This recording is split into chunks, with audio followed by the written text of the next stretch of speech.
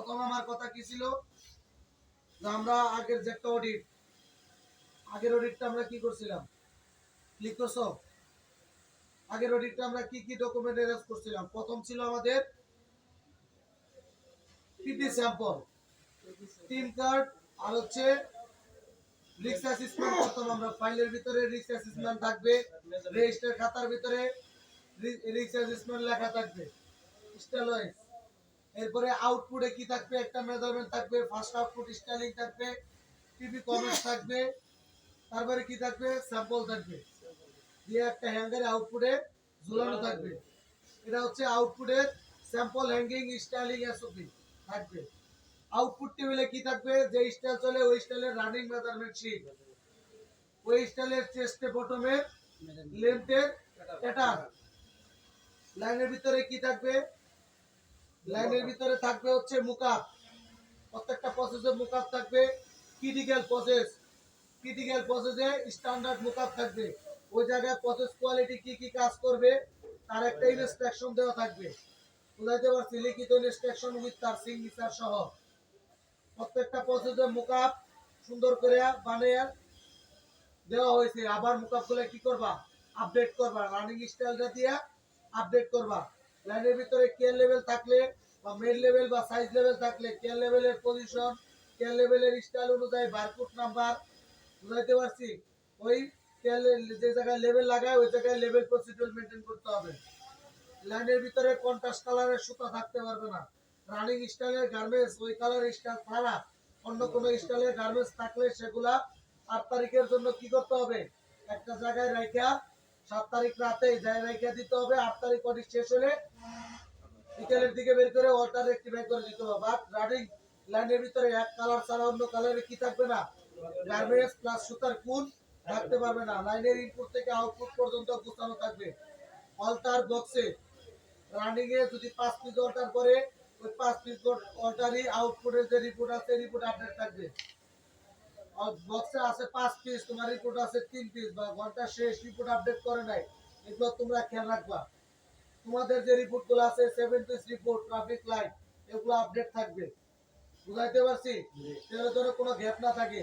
তোমাদের measurement report করার কথা 11টার আগে, এটা 11টার সময় কি করার কথা, উইথ রিস্ক অ্যাসেসমেন্ট, যার যার লাইনে যে পয়েন্ট কমেন্টসে লিখে দিয়ে কি করার কথা, ম্যানেজার স্যারে শো করার কথা। আমার আগে দেখাবা, দেখায় তোমার কন্ট্রোলার রিভিউ করবে, তোমরা দেখে আমি দেখবো, তারপরে ম্যানেজার স্যারের কাছে যাওয়ার কথা। এটা কিন্তু টোটালি স্টপ হয়ে গেছে, এখন আবার বন্ধ হয়ে গেছে, একবারে বন্ধ হয়ে গেছে। মাঝে একটু ম্যানেজার স্যারে লাগাইছে, আমি একটু থাপাইছি, তোমার ওটা ঠিক ছিল, এখন আবার টোটালি তোমরা বন্ধ করে দিছো। এটা কন্টিনিউ করতে হবে। কার্পেন্টাল রিপোর্ট 11টার আগেই রানিং স্টাইলে থাকতে হবে। লাইনের ভিতরে যে স্টাইলের মাল চলে ওই স্টাইলের রিপ কাপ বটমের অ্যাপ্রুভাল ওই লটের তোমার হাতে থাকতে হবে, যখন বায়ার আসলে কি করতে পারো, দেখাইতে পারো। লাইনের ভিতরে বাটনের আইটেম চললে বাটনের মেশিনে বিঙ্গু কার্ড থাকবে, বিঙ্গু রিপোর্ট করতে হবে, ফুল টেস্টের রিপোর্ট আপডেট থাকবে। স্ন্যাপ বাটন থাকে, স্ন্যাপ বাটনের রিপোর্ট আপডেট করতে হবে। ডাটা শিট থাকবে। তারপরে এই কি বলে, হিটসেলের আইটেম থাকলে হিটসেলের ওয়াশ টেস্ট রিপোর্ট প্লাস হচ্ছে মুকআপ থাকবে। ফিউজিং এর আইটেম থাকলে কি থাকবে, মন টেস্ট আছে, ফিউজিং টেস্ট আছে, একটা রিপোর্ট আছে, এই রিপোর্টটা আপডেট থাকবে। এখানে রিপোর্ট আছে, এই রিপোর্টগুলো নিয়ে আপডেট রাখতে হবে।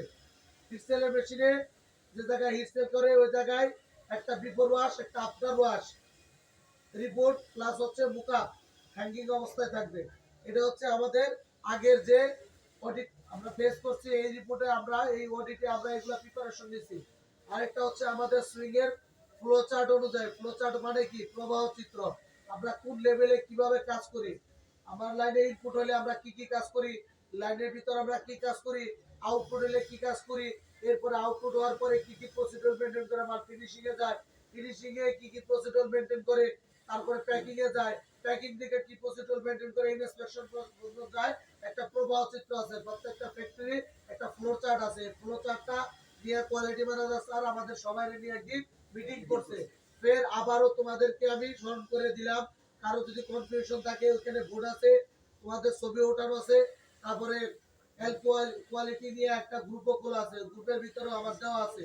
বুঝাইতে পারছি? যারা যারা গ্রুপে অ্যাড আছো, যারা নাই অ্যাড হবা, বাট ওইখান থেকে নিয়ে যে এসওপি গুলো দেওয়া আছে, তারপরে অডিটের প্রিপারেশন নিয়ে আমি একটা কাগজও লিখে দিয়েছিলাম কি কি বিষয়ে কোন কোন জায়গায় কি কি লাগবে, ওগুলা 100% মেনটেন করতে হবে। 8 তারিখের অডিট মানে গার্মেন্টস এর ভিতরে কোয়ালিটি লোক হচ্ছে শিক্ষিত লোক, এদের দোষ বেশি। কিছু হবে কোয়ালিটি ধরে নাই, এজন্য ঠিক করে নাই। কোয়ালিটির দোষ আগে প্রোডাকশন লোক করছে, কিন্তু কোয়ালিটি ধরে নাই কেন, এই দোষটা দিবে আগে কোয়ালিটি ধরে নাই কেন। সেজন্য কোয়ালিটির উপর যেন কোনো দোষ না আসে, কোয়ালিটির উপর যেন কারো কিছু কোনো কথা না বলতে পারে, সেজন্য কি করতে হবে, আমরা আমাদের কোয়ালিটি স্ট্যান্ডার্ড এসওপি অনুযায়ী যা যা করা দরকার, যে যে জায়গায় যে এসওপি স্ট্যান্ডার্ড অপারেটিং ভিডিও শেষ না।